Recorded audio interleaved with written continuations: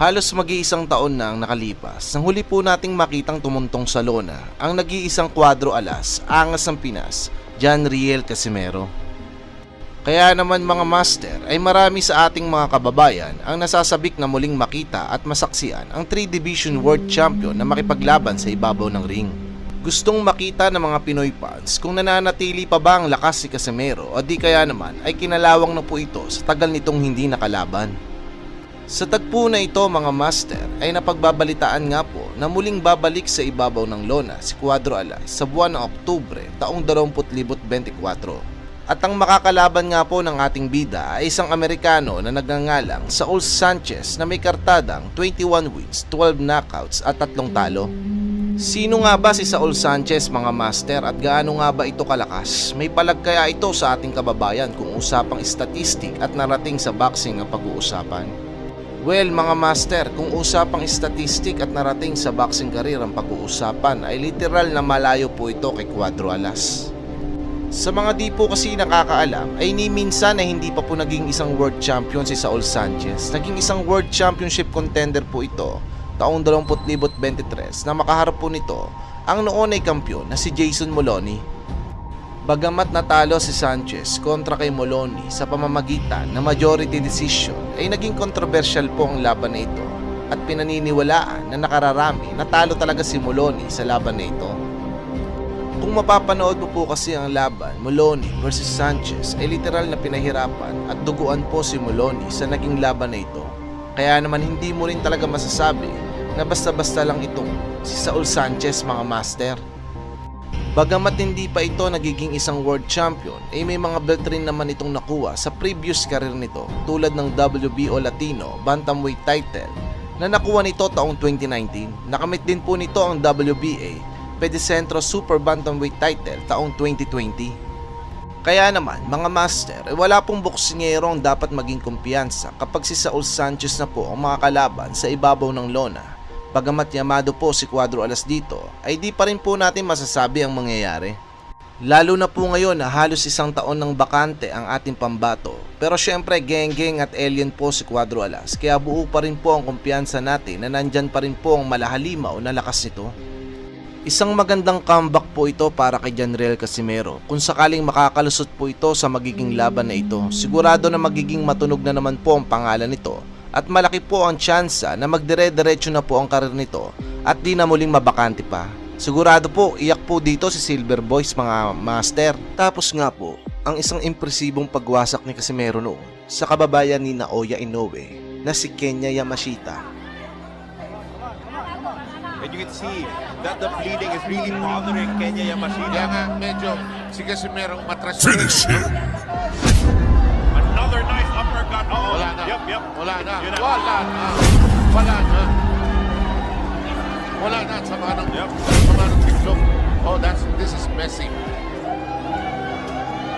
So you can... Fatality! No legs, please. Peligroso yan. Napuruhan pa ng... Ay dahil nga po dito ay nabigyan nga po ng pagkakataon si Cuadro Alas upang lumaban sa isang title match kontra sa kilabot na knockout artist ng Mexico at binansagan sa alias na The Cobra dahil sa malakamandag na dulot ng mga kamao na ito.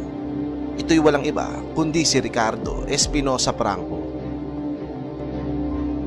Sa laban na ito ay didepensahan ni Ricardo ang hawak nito WBO Bantamweight Interim title mula sa kababayan natin na si Cuadro Alas.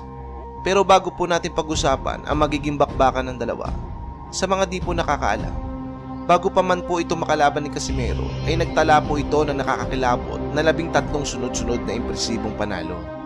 Ang matindi pa dito mga idol ay isa lamang po ang maswerteng nakatawid sa desisyon. Lahat po ng mga ito ay brutal na winasak mula sa makamandag na mga kamao ni Ricardo Espinosa.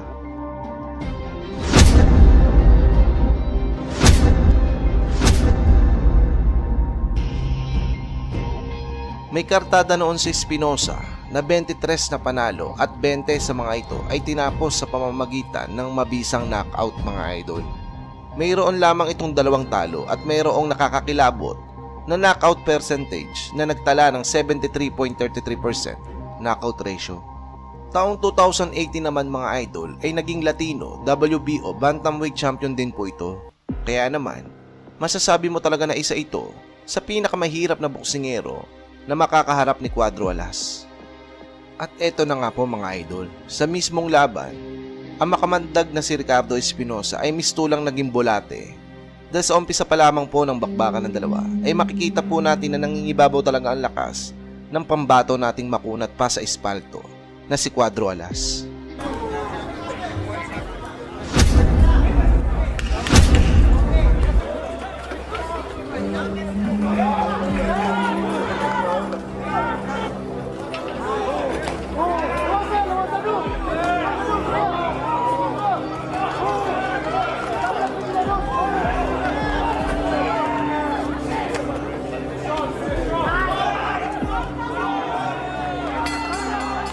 Sa round 3 naman mga idol ay mas lalong naging agresibo at tila mabangis na layon na si Casimero.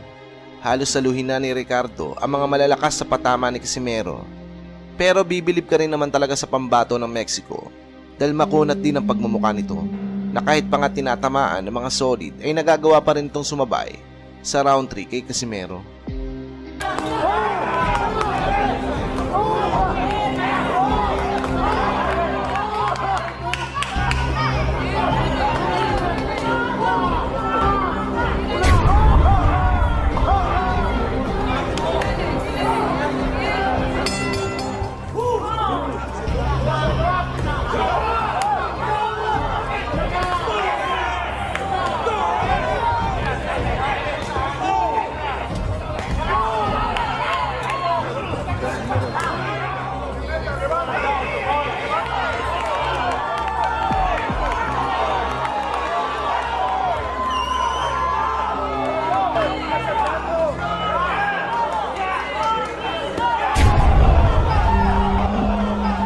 Ngunit wala pa rin talagang tatalo sa hari ng kunat ng pagmumuka na si Casimero. Nang sumapit po kasi ang round 6 mga idol, dito po ay bumagay na ang pagmumuka ng Meksikano. Matapos po tamaan ang isang solid na right hook ni Cuadro Alas. Baksak ang Meksikano mga idol.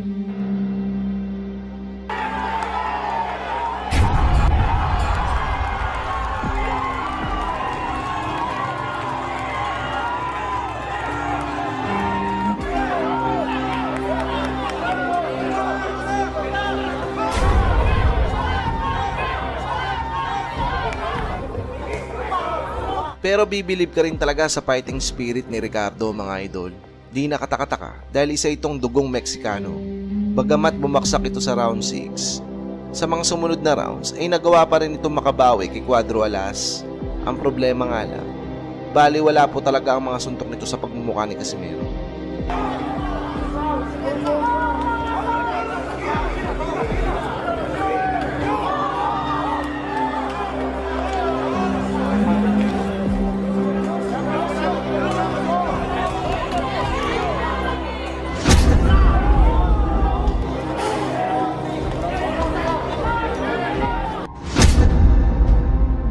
Umabot pa ng round 12 ang bakbakan ng dalawa mga idol dahil sadyang matigas din po talaga ang tinaguriang The Cobra ng Mexico.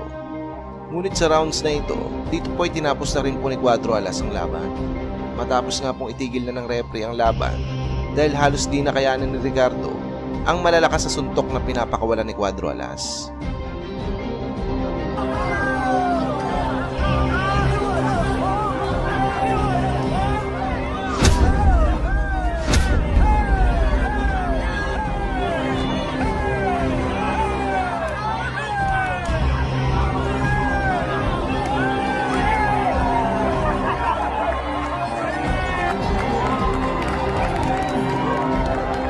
Matapos nga po ang laban na ito ay si Cuadro Alas na po ang tinaguriang WBO Interim Bantamweight Champion at lalo nga po itong naging matunog sa boxing sa buong mundo.